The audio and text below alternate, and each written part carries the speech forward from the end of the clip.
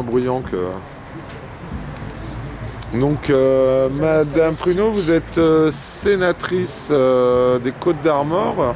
Ça consiste en quoi, en fait? Bon, expliquez un peu la tâche du travail d'un sénateur ou d'une sénatrice. Alors Vincent, je vais te le dire par rapport à ma visite ici aujourd'hui. Donc, nous avons par exemple des lois comme sur l'immigration qui sont proposées par le gouvernement. En tant que parlementaire, nous pouvons amender la loi du gouvernement, c'est-à-dire soit supprimer des articles qui pour nous sont inacceptables, soit les modifier. Mais ensuite, il y a un vote, quelles que soient les formations politiques. Étant donné que je suis dans un groupe politique qui est minoritaire, le groupe communiste, donc nous ne gagnons pas à chaque fois. Mais notre rôle aussi consiste à parler, à tenter d'influencer la conscience aussi des politiques, quoi. D'interpeller celle du public, parce qu'il y a la chaîne LCP qui est très regardée, je crois, la chaîne du Sénat aussi. Oui, mais sur le problème de l'immigration ou autre, des cas comme on trouve ici, on n'est pas tellement interpellé, il faut dire. Ah ouais ? Il y a une certaine... Il y a des sujets qui sont laissés de côté, et par les médias et par les politiques.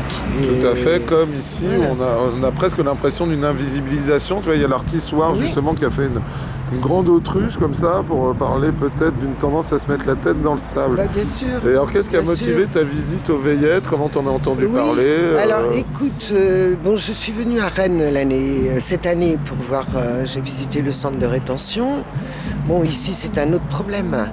Mais tu nous as contactés aussi. Hein, et tu as bien fait. Moi, je préfère, quand je suis invité dans un lieu comme celui-ci, je préfère avoir l'appui et l'aval des personnes qui y vivent. Et ce qui m'a intéressé, ça doit m'intéresser. En tant que parlementaire, je dois aussi m'occuper d'essayer de trouver des solutions. Un cas, ici, vous avez Vincent, ce qui est fait, c'est quelque chose d'extraordinaire, mais extraordinairement difficile à trouver des solutions. Donc, je suis là pas pour faire que passer, voir les associations. C'est pas que de l'informatif. Alors, il y a une recherche de solutions concrètes. Voilà.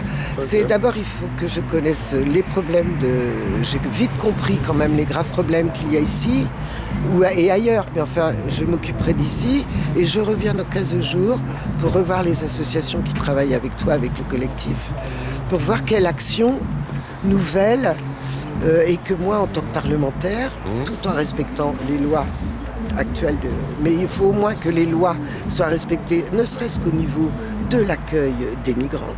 Il semble que ça ne soit pas tout à fait le cas. Et ce n'est pas le cas au niveau de la santé, puisque normalement, pour l'instant, la santé est un droit fondamental ici en France. L'éducation, pareil.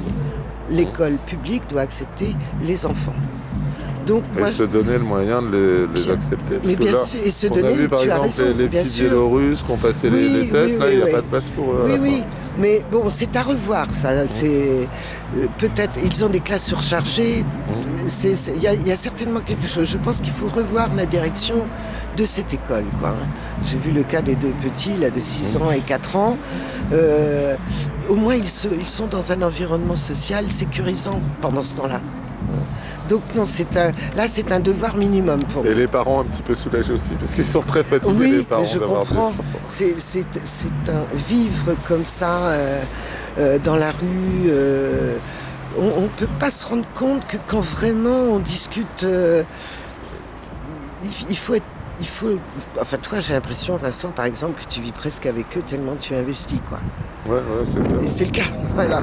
Et donc moi, je ne ferai pas ça, mais peut-être que j'en suis incapable. Et puis, je veux travailler autrement vu ma position, mais je veux travailler pour que cet accueil des gens, quand on parle de dignité, c'est un mot que tout le monde emploie, et les politiques encore plus. Mais moi, je veux que mon pays accueille dignement ces gens. Je ne veux plus voir des cas difficiles comme ça. Alors concrètement, pour une élue comme toi, quand tu vas rentrer au bureau, qu'est-ce que tu vas faire là, ça consiste en quoi, eh bien là, on met au point nos notes. On n'a pas pris de photos.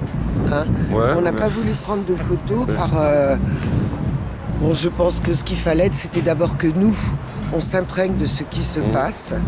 Ça met une Vraiment. distance, je pense que les gens étaient très spontanés avec vous. Bonjour, oui, mon ami. même plus que spontané, on a été évidemment accueillis, mais avec discrétion. Les gens ne nous ont pas accaparés de trop, quoi. Ouais. Voilà. Alors qu'ils sont dans des difficultés énormes. Chacun peut parler de sa situation propre. Mais en fait, ce que j'ai essayé de dire aussi à certains, c'est que c'est une situation globale qu'il faut qu'on arrive à solutionner. On ne va pas avoir la réponse à 100% à toutes les demandes. Personnes, mais là, ne serait-ce que s'il y avait au moins 30% de choses réglées ici sur voilà. On n'est pas là, on va pas dire, on n'est pas le Père Noël, comme disait une camarade. Et tu penses que tu pourras avoir l'oreille justement d'autres groupes que celui des communistes? Oui.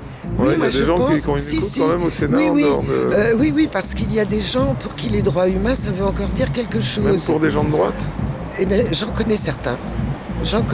Par exemple, tu vois, cette semaine, j'ai présenté en intervention générale sur l'anniversaire de la convention, le 30e anniversaire de la Convention des droits des enfants.